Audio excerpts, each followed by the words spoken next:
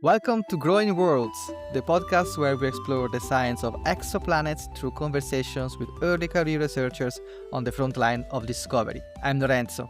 And I'm Jeni. In each episode, we meet a guest who takes us behind the science of planets, stars, and sometimes even the telescopes that let us see them. Today, we are talking about one of the most famous scientific instruments ever launched, the James Webb Space Telescope.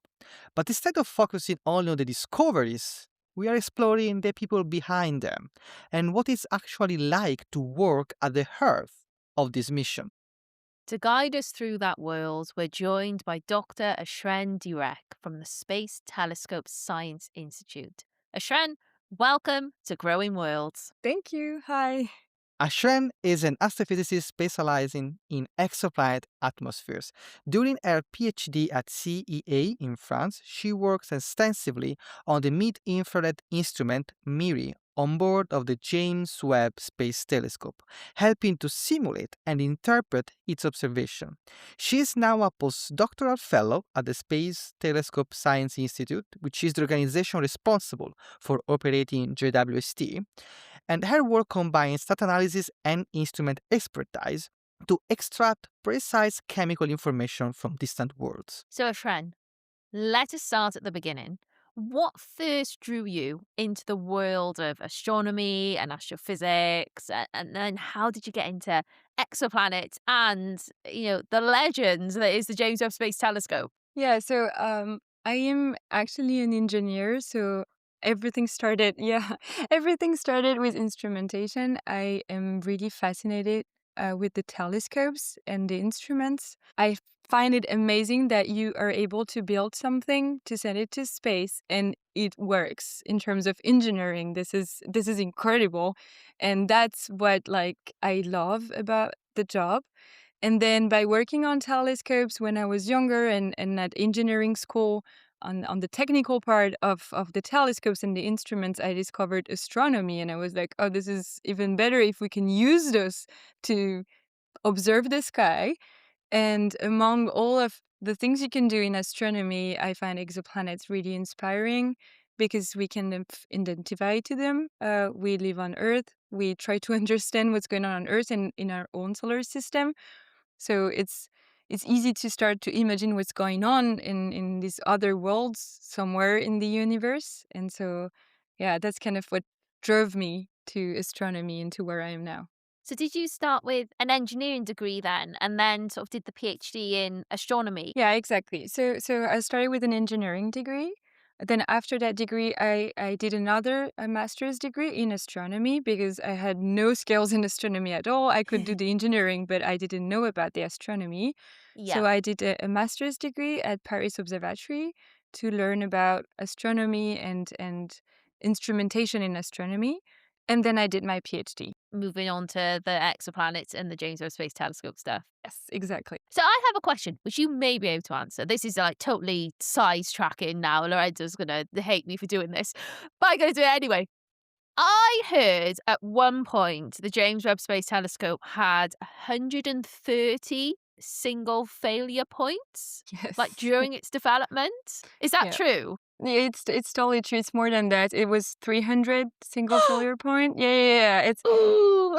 I don't know, guys, if you imagine what it means, but in other terms, it means that if among these 300 mechanisms, one thing fails, everything is gone. Like everything fails. It didn't launch though with 300. Actually, so when you do an engineering degree in space astronomy, they teach you don't send anything to space that might fail upon one mechanism. Okay, they teach you not to do that. And then they build a James Webb, and this one has like 300 of them.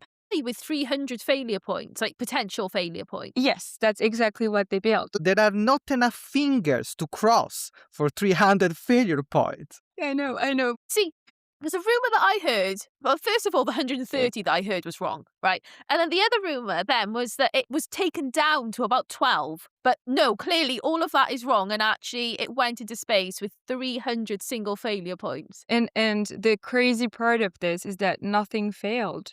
That is true because it works. Yes. It's a technical achievement that has never been done before. It was the Yeah. first time. It was a huge risk, and they kind of they made it. They made it happen, and now we have a flying telescope that is perfectly working, and is going to be working for years now. So it's amazing. Yeah, oh, here's another. I got another question. Just because That's okay. you're an That's okay. expert That's on the okay. James Webb Space Telescope. That's okay. So the original lifespan plan was conservatively 5 years, hopefully 10 years. I've heard rumor that because the Ariane rocket was just sheer perfection in its launch, that it's actually got enough fuel to go on for 25 to 30. Maybe not 30. That's a bit 30 too is a much. bit of a stretch. But yeah, but 20 definitely. So exactly, the launch of Ariane was perfect. So we didn't need to use the fuel to correct for trajectory, the fuel that James Webb has. Every telescope has fuel because it has to go to an orbit and then maintain its position on the orbit. So it uses the fuel to maintain the position. But if you use part of that fuel to correct during the launch, to correct for the position to go to that point, to the orbit where you're supposed to go, then you don't have enough fuel to maintain that position. But they calculated all of that. But they didn't think that Ariane would be so perfect that you wouldn't be using the fuel to correct. European engineering, just saying. Yeah, I know. That's just everything is perfect, you wouldn't dream of it and it happens and you're like, wow, okay, that's amazing. We are waiting a long time to have it, I but know. now it's really I know. perfect. Yeah, and thank God it is because it was really expensive and it took a lot of time. So at the end of the day, we're like, ooh, okay, well, at least we have something that is perfect. Yeah. I'm gonna bring you now back to your path, to our trajectory. To our regularly scheduled programming. Yes, that's it. My 2 side tracks are done with. We're back on our orbit now. So during your PhD, you were working on JWST, James Webb Space Telescope. It's been a particular specific moment in your path when you realized you were actually working on something historical? Was it when you saw it was 300 single failure points? No, I think that was panic, I guess. That was panic, but it was not on my end. So it was just like, good luck, guys. I hope it works. I can do nothing with that. I wasn't involved in the making of James Webb. My career started right after. When I started my PhD, James Webb was going nowhere. Definitely. It was here for ages. It was not being launched. Nothing was working as planned. So when I started my PhD, I didn't start with James Webb at all. I started with other telescopes. We know Spitzer, which is a previous infrared telescope, or Hubble, the Hubble Space Telescope, or even the new mission Ariel that is coming in a few years. But James Webb was going nowhere. And one day, my supervisor enters my room and he's like, James Webb is going to be launched. So we need you on James Webb right now. And I was like, what is James Webb? What is this telescope? I have never heard of it. I know everyone is making fun of that telescope that is never being launched. And out of nowhere, I started to work on it. So I had to learn everything, which was really exciting. But to answer your question, I think the historical moment for me was when we started to receive the first commissioning data. You send a telescope, it works, which is amazing to start with. But then you start to have this data in your hand. You're the only person to see them. No one saw that data before you. So, and the crazy part is that when we started to observe exoplanets, this is what I do, right? And then you see these exoplanets in your data. They're here. And no one actually looked at them before because they're too small to be observed with other telescopes. But James Webb can do it. It's a huge one. So it's everything is new, and that was a crazy moment. We couldn't talk about it because it was kind of a private information, but with my supervisor, we were I don't know, yelling in the office. It was a one crazy room in the building where you were allowed to be excited. Imagine us in a tiny office, and we're crazy about this. That was an amazing moment. And then you have to leave the room, straight face, nothing interesting. Nothing happened. Nothing here. happened. James Webb, I don't know. What is James Webb? Is that that thing that launched? Who cares? Well, is he? And in all those years before launching that you were expecting those data, I mean, the data that you received, they were what you expected. How did you prepare for this mission? I'm thinking about the media. I guess you had to simulate the instrument. So how did you How do you do that? how did you do How Yeah, do you yeah, yeah, that? yeah, yeah, how yeah. do you That's a very simulate? good question. So yeah, exactly. So before we launch any telescope or instrument into space, we would simulate them. So we create like numerical simulators of them, and then you have to put data in it, like inputs in it. So the performances of the instrument, but you have actually no idea how it's going to perform into space. So you do ground-based testing. So you try everything underground in huge cryogenic chambers, which are like chambers that are able to simulate this space environment. You get the data, the performance is out of it, and you put it as an input into your simulations. So are you like actually using Miri in a like a cryogenic chamber Yes, yes. and you give it like a pretend planet to kind of look at or something? Like a light bulb pretending to be a planet kind of thing. It is not a Ah. light bulb, but No. you do illuminate your detector. So your instrument that is supposed to receive light from the universe, instead of giving it that light, you give like a bulb or simulator of light. You send Yeah. that light to the instrument, and then you get a Okay. response from it, and you can start getting the performances. So actually, we did this with Miri at CA, where I did my PhD. But the telescope itself, the huge telescope itself, was tested at NASA. And at NASA, they had like this huge cryogenic chamber. They put the telescope in it and test the performances. This is absolutely crucial because the conditions of space are so different from the Earth. It's really cold. It's like 3 Kelvin, so it would be minus 270 degrees. It's really low. We don't have that on Earth, so you don't know how your mechanisms are going to react to such low temperatures. There is no molecules like the Earth's atmosphere. So the way heat is transported in space is different. We want mechanisms, if they're like hot, they cannot evacuate the heat through molecules and through an atmosphere, so it just stays there.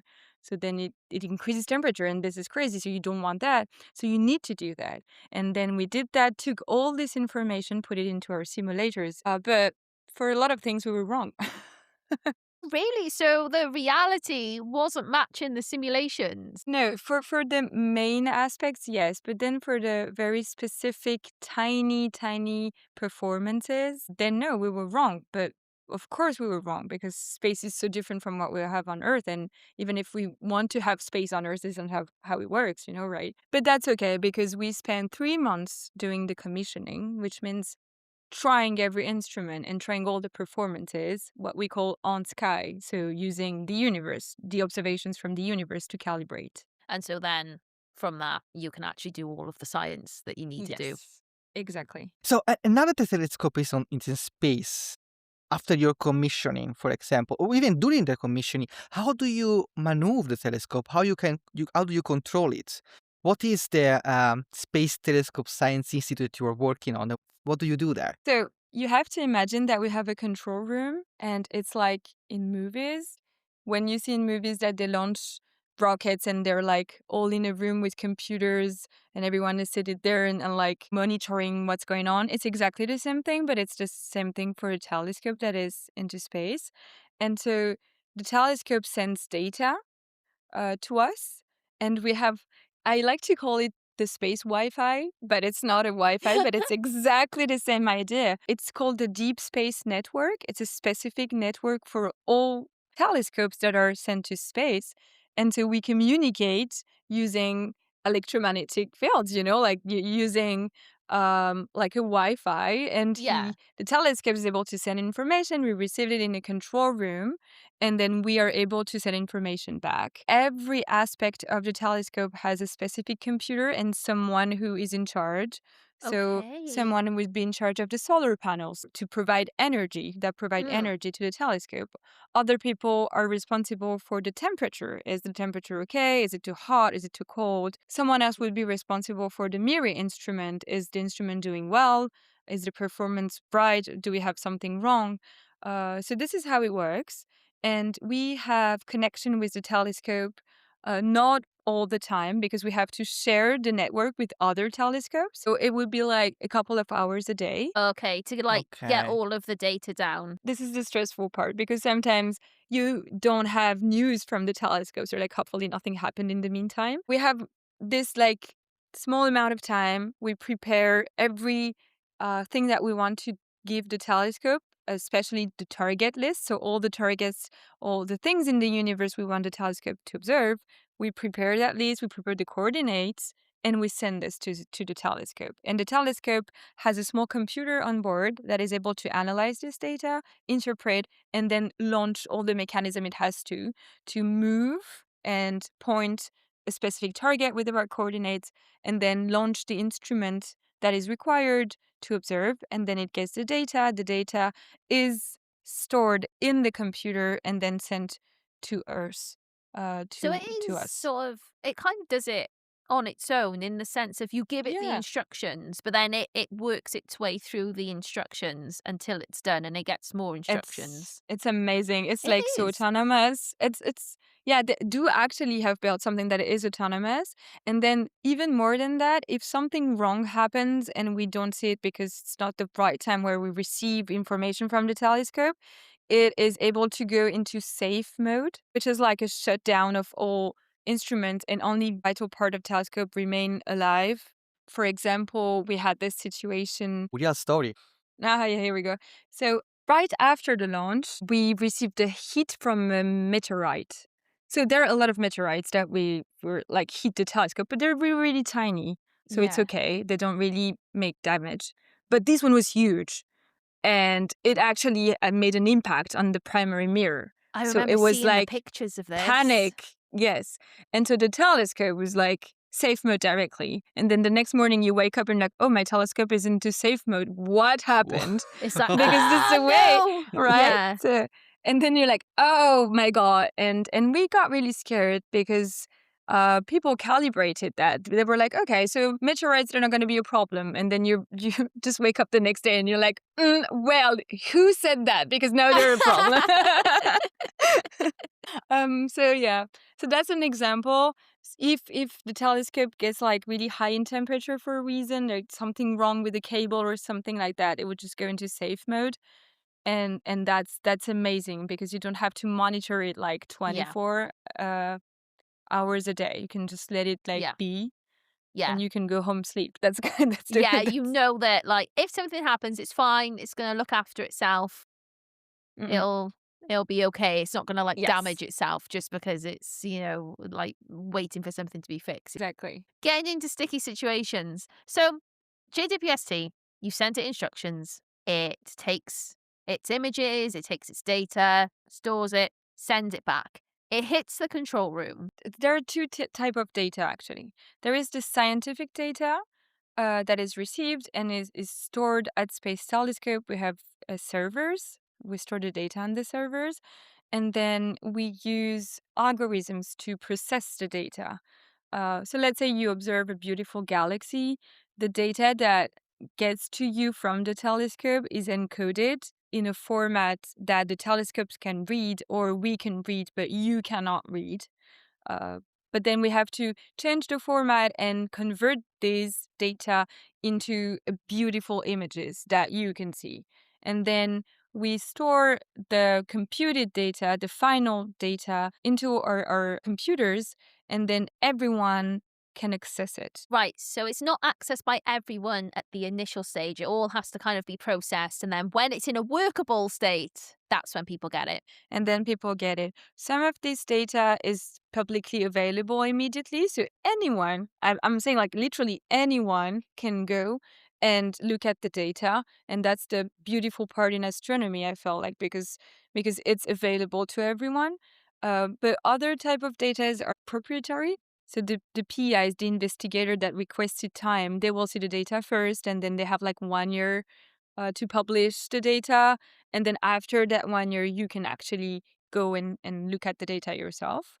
That's one type. But the second type is performance data, calibration data. So we always monitor the telescope to make sure everything's fine. We call it housekeeping. So we have housekeeping data. I know, it's so cute. A housekeeping data that comes every day. And this is our job at Space Telescope to analyze it. So these housekeeping data would be temperature, pressure, and voltage. So, like how the cables react and if everything is fine in terms of the wires that are like connecting everything into the telescope. So this is what we do. We analyze it. We have a week or so to provide our results, and then if everything's fine, we just continue. That's the way we do it. You mentioned PIs and people who request observation. How that work? That people can. What is the procedure to ask for time on JWST? How are the observations scheduled? Who decide this? Yeah, that's a very good question. So the way we do is that in principle, anyone can ask for time. You have to build a case, which is an application that you build. So you write what target you want to observe, why this target is interesting for astronomy, what it will bring, what questions it will answer to. And then you create this application, and with your targets, you provide this. Once a year, we open the telescope so that people can send their applications, and then we review them.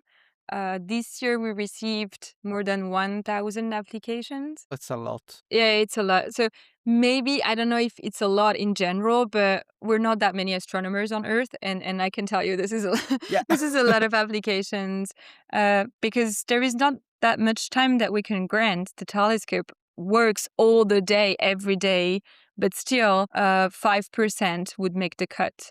So it's a very, very hard competition. And then we have juries that come together once a year to review all of these applications. We have like more than 200 people coming together to review them, and then we choose what we think is best in terms of science and outcome. And then we release the list, and then we schedule it. So we're responsible for the scheduling also of all of these targets, and we do that every year. Here's a question though. If, there's 1,000 applicants, well, applications there's more than 1,000 applicants, but there's 1,000 sort of proposals. And then there's like a couple of hundred people looking at these proposals. Some of those 200 people have got to be on some of those proposals, right? So how do you kind of circumnavigate people going, oh, I think this proposal should definitely get picked because it's amazing? Exactly. That's a very good question. We have an algorithm that detects conflicts of interest. So if you are to be a member of a jury and your name appears on other proposals, the algorithm would detect directly this, and you will be flagged as a conflict of interest. So you will be put out of the discussion. So this year when I was on the panels, so I am not allowed to be a jury because I'm working at Space Telescope, so I have like conflicts everywhere, but I am allowed to help.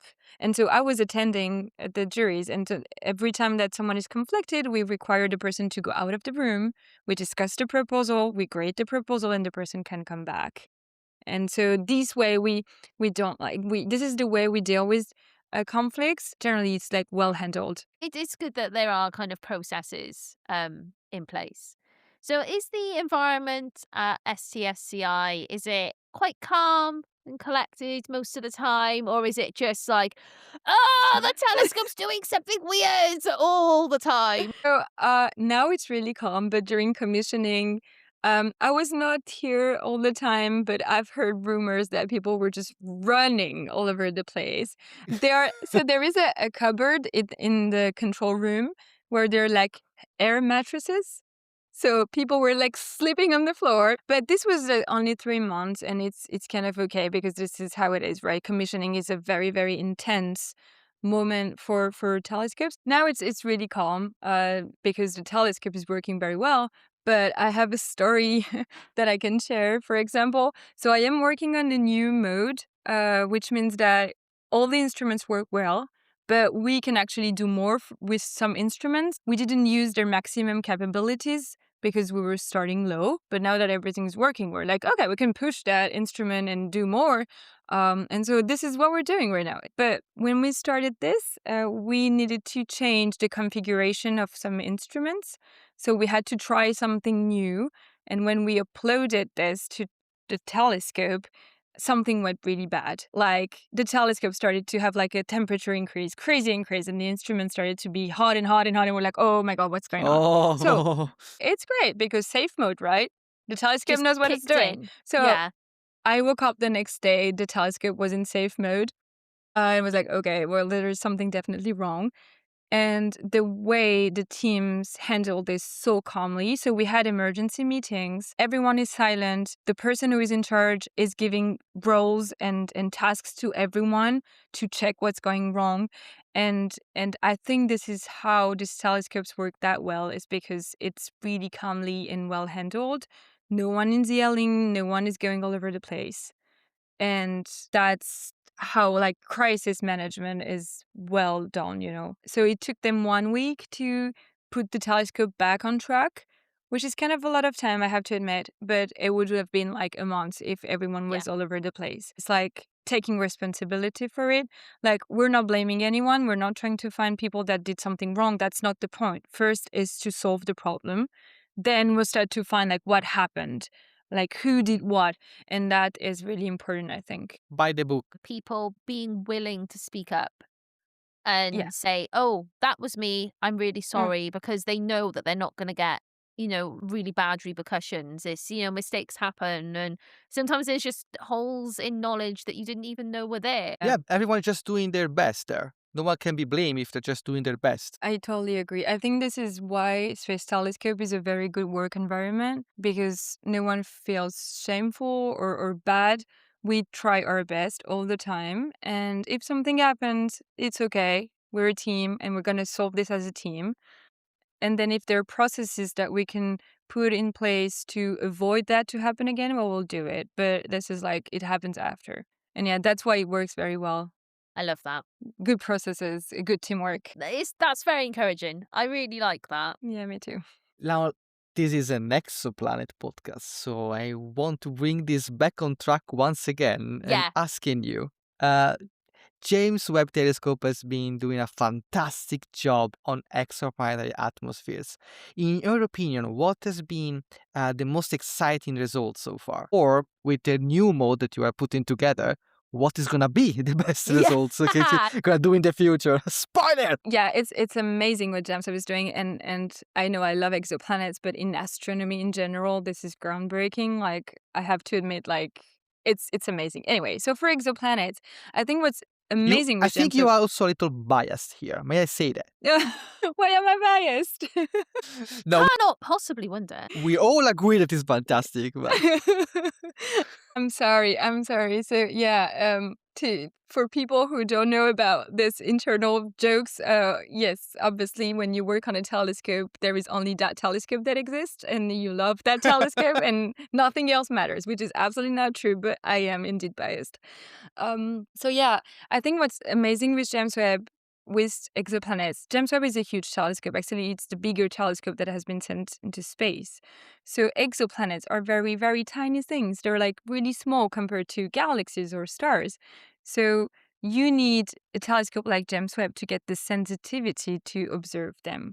And that was not possible before. So now you can go and observe very, very tiny exoplanets that are the size of the Earth. These planets, you couldn't reach them before. And this is kind of the first time that you can observe or try to observe their atmosphere and see if they're like similar to the Earth or not. And for the first time with James Webb, we were able to know the temperature of exoplanets that are the size of the Earth. And among these exoplanets, some of them could be habitable. So this is like the first time we can do something like that. And that was amazing. And I am, again, really biased, but I feel like this is beyond astronomy. This is a question that everyone wants to answer, right? Like, is there life like somewhere in the universe? And with James Webb, we're kind of starting to answer that question. So I find this amazing. And the second part of the question about the new mode.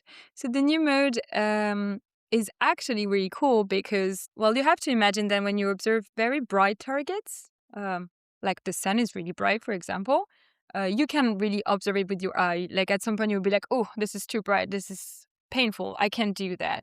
Well, imagine that the instrument is exactly the same thing. They have saturation limit, and which means that if you observe a bright that is the target, that is too bright, then you will reach the saturation and you will break your instrument. The instrument would be like, this is too much light, I can't handle it. So some of the targets are out of reach. You cannot observe them for JWST. They're too bright. But with this new mode, we are using an optical element that is already on board JWST that wasn't used before, that kind of split the light. Instead of having everything focused on one place, you split the light so you receive less light in your instrument and you spread it so that you can observe very bright targets. And for the first time, we will be able to observe the brightest targets in the universe and do what we call spectroscopy, so actually get the composition, the chemical composition of these targets. So I am really excited about this mode because we won't saturate the detectors, the instruments anymore. So you found a solution for this problem by basically Yeah. throwing part of the light away. It's too much, just Yeah. throw away. So maybe I can give more specific details about that. So the optical element we're using is called the dispersed Hartmann sensor, which is a complicated name to say that we use different parts of an instrument to project the light and divide the light of the star. So let's say you have like 100% of the light coming from a star. You divide it into small pieces and you disperse it in all over the place so that the instrument doesn't receive 100% of the light, but like small parts of the instrument receive 10%, 10%, 10%, 10%. And then so And you still then have all the light, but it's just spread. It just spread, spread all around. exact. I And then see. after this, you analyze the data and then you kind of sum everything to get the light as it was sent by the star, right? Clever. So this is really More- clever. I know. This is really amazing. And the reason why this small piece of instrument is there, like this optical element is there, because they used it to phase the mirrors of JWST. So they kind of spread the light all over the place, and then they started moving the mirrors, and once they could like put all of the parts together, it would mean that we have one mirror. I remember this. And they had dots everywhere, and they had places where they wanted the dots to be, but they weren't there. And then they had to keep moving the mirrors until the dots were on top of the other dots, and then Yes. it meant that everything was aligned. Yes. So they used a NIRCam instrument that has this optical element that was used to what we call phase the primary mirror. So it's just like you have tiny, tiny mirrors all over the place, and the goal is to get one mirror out of it. And so that was used and then abandoned. And then now we're like, maybe we can use it for science, and let's try it. Yeah, why not? And- It's there. Yeah. And so it's there, exactly. So you cannot bring anything new to the telescope. It's too far away to go there. But if it's Yeah. there, well, let's use it, you know? Yeah, let's try So that's it. what we do. Yeah, I like exactly. that. So you come from an engineering background, right? And then you've gone into astronomy. Is there anything about the way astronomy works, the way, large scale science actually happens, the way people work together that really surprises you? I think what is surprising is how well people are able to work together despite the fact that sometimes they disagree, and how disagreement is part of the process. We always think that we shouldn't disagree, or it's bad to have like bad relationships or not to agree on some topics, but I feel like this is the most important thing, because when you start to disagree on a topic, then you start to discuss about it. And if people are open to discussion, then you can confront ideas. And this is exactly where astronomy starts and where you start to do science. So I am surprised. It's like, it's okay to disagree, which is, this is not the way Yeah, it's like we it's do okay. things. You're allowed. Yeah, you're allowed to disagree. Sometimes you don't agree, that's okay. And people still collaborate. So there are tensions sometimes, especially when you start a new telescope. Everyone wants data, everyone wants a piece of it. But after a couple of years, we get used to having this telescope working, and so people start to collaborate. And this is exactly what we're at right now. So James Webb has been there for a couple of years now. So people are like, okay, we have a lot of data. Let's confront our results. Let's talk about it. And that's what I love. Maybe Lorenzo, you can relate on that, but it's more like for Ariel, it's a huge collaborative work because we are deciding the targets together Yeah. as a team. And I think this is really powerful because everyone has something to say about what the targets are best, what science is best. Oh yeah, that is true. The consortium that the Ariel community put together is a very good example for me. And again, I'm biased myself here Here we go. of good collaborative science, where everyone just work together for the same goal. And it's good to disagree, but that's how we learn because different perspective what bring together the new things, the new toys, and the new science that we can do together. Achrène, you've been amazing. But we have one final question for you because all Okay, good things must come to an end, and go we are ahead. unfortunately at the end of this episode. So we're going to wrap up with our signature question, which is if you had to choose one celestial body that represents you or your work, what would it be and why? So actually, there is one that is for me inspirational, and one that is like it comes from my work. So I'll start with my work. So I've been working on an exoplanet that is exactly like Neptune. Neptune is the one in our solar system that is the further away from the sun. It's a gaseous planet, and we found a similar one in another system, and it has this terrible name, was 107b. I'm sorry about the names. We have like terrible names of exoplanets. But we observed this Neptunian planet or Neptune-like planet with James Webb. And for the first time, we're able to like see the composition, like what's in there. And we found similar things that we would have in our solar system and in Neptune. So that would include a sulfur dioxide, which means nothing like that, but trust me, it's a real deal in the solar system. Sulfur dioxide, you can find it on Earth. It's from volcanism, for example. You have sulfur dioxide, or in Titan, which is a one of the moons, or Io, that is a Jupiter moon, you have sulfur dioxide. So we start to have these comparative results by observing exoplanets and being like, okay, we actually find stuff that we have here in our solar system. So I just love that. And that's why this was 107B is kind of my baby. Also, this is like one of the first target I've been working on.